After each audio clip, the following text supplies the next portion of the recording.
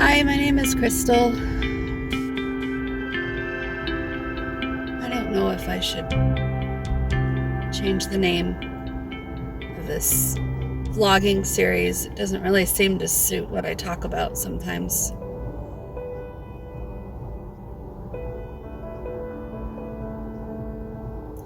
I want to talk about This Is Us, the TV show. I used to be in a marriage that had a lot of domestic violence, emotional abuse, jealousy, possessiveness, controlling, toxicity.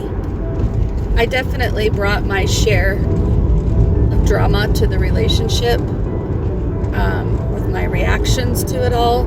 I didn't always handle myself well. I didn't always take back my power, or I walked on eggshells. I tried to passively control things by changing who I was to fit the relationship. I lost me. I lost who I was inside of the relationship. And so one of the things that happened while I was in that relationship was I didn't feel safe watching a TV show or a movie that might have some nudity in it. And if you remember episode 1 of the very first season, of the very first scene, Jack is in his birthday suit and Rebecca is bringing him a cupcake, very pregnant with her triplets, and he's butt naked.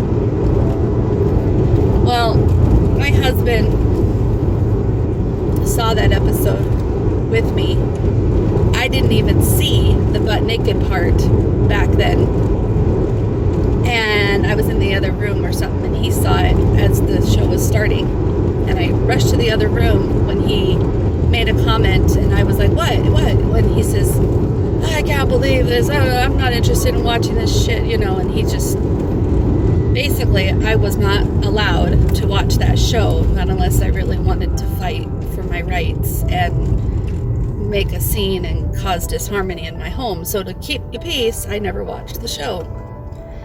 I felt that my life was like that with a lot of things, movies and music videos, going to the swimming pool with my children, public swimming pool.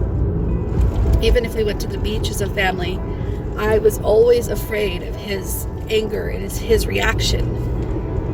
And he admits now that the way he handled his feelings was wrong. Him putting the responsibility of his insecurities, he would rest them on my shoulders to soothe him by not watching, instead of him working through his own feelings. Separate from me and the kids, he would react, and he recognizes now that that's wrong. Which is the only reason why I'm giving him another chance at our marriage. But there's a little bit more to this TV show, This Is Us, that I'd like to talk about, because now that I've been separated from my husband for a little bit more than a year, I'm practicing doing things that I would like to do for me. I would like to stay committed in my marriage, yet at the same time, I should be able to watch a TV show or a movie or music videos and not have this anxiety rise within me. Sorry, I'm driving, and so it's really loud on the road, but I'm headed to work right now. This is really my best chance to talk to myself, and this is a very, very therapeutic way for me to get out what's on my chest and in my head so that I can move on for the rest of the day. But I want to share these things because I think it's important for the story of my journey, the one that I've been taking a few people on, the few people that watch my videos all the way through.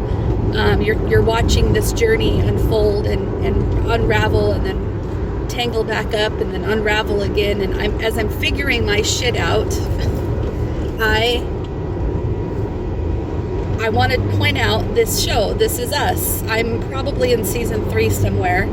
I've been watching it for a while. This tells you that I'm working through these feelings of anxiety, knowing that my husband would disapprove of it, or at least he used to. It's a PTSD response, really. I'm working through these feelings, and I'm watching the show anyway, and I'm loving the show. If you guys know the show, This Is Us, you guys will totally relate to why I am in love with the show.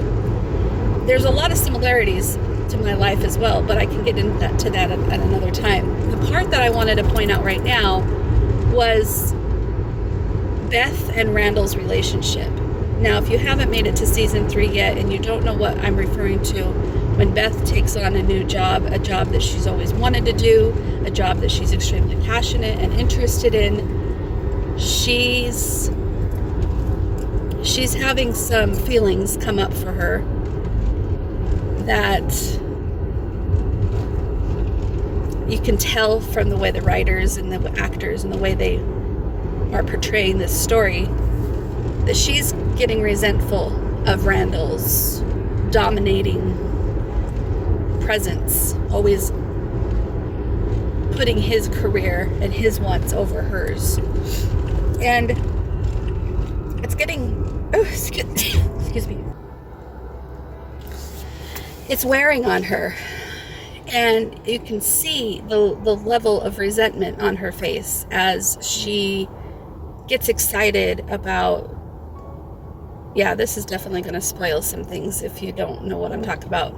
But the level of excitement on her face when the head honchos of the company want to invite her to a night out of drinks to discuss the future of the company, and they're inviting her to go with to be a part of something big, and she finds it extremely rare of an opportunity considering how new she is, and she doesn't want to ruin this chance to go with them and schmooze and infiltrate her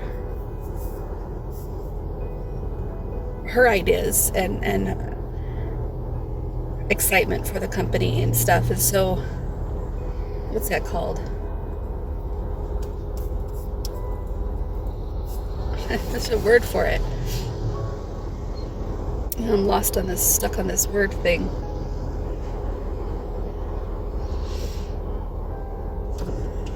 Network. When you're schmoozing and network and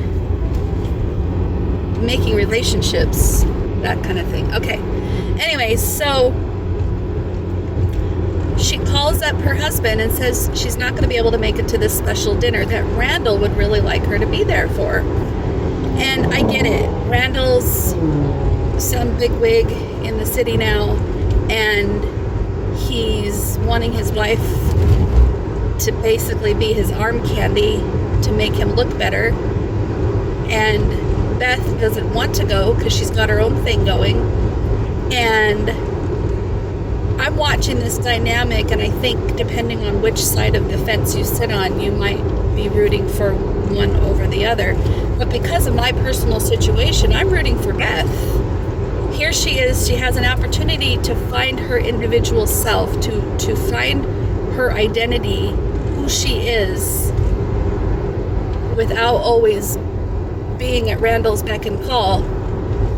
And Randall doesn't understand that if he would just let his wife do this, be cool with it, deal with the fact that he doesn't have a stinking arm candy, she will love and respect him more. If he would just figure out a way within himself to let it go, his wife would love and respect him more, because she gets to do her thing and come home to him. She gets to do her thing and respect him. But when he's controlling the situation, she's pulling further away. And this episode just happened right now when I was getting ready for work. I was working on some computer stuff before I left, and now I'm heading to work. So I had the show up while I was getting ready, and I had to pause it so I could head to work. So I'm in the middle of this episode. I haven't even finished this episode, so there's no resolution yet. And here I am. It's all coming up for me, like Ugh, why is Randall not seeing the beauty in which has made their relationship successful so far? It's that he's been respectful. He's been he's been flexible once in a while. He's not a very flexible personality, but he's been flexible with his wife. He appreciates and adores her, and he pushes a little, and then he pulls it back, and then he pushes a little, and he pulls it back. And because he's able to do this in and out thing, she can love and respect him. Now, of course, I gotta bring it out of reality. I mean, fantasy land for a second. This is not a real show. This is not reality. This is not a real life show, is what I'm saying. This is all writers and beautiful, like excellent writers. What I'm just basically trying to say is my husband has been the one that needed things to be a certain way to make himself look better or feel better or whatever. I don't think he's really cared about what he looks like to others, but well, sure he has. If I wanted to skip out on a visit to his parents' house and just stay home, he didn't like that, because what would that say to his parents? That me and him are not doing well? Yeah, it might say that. It might say that.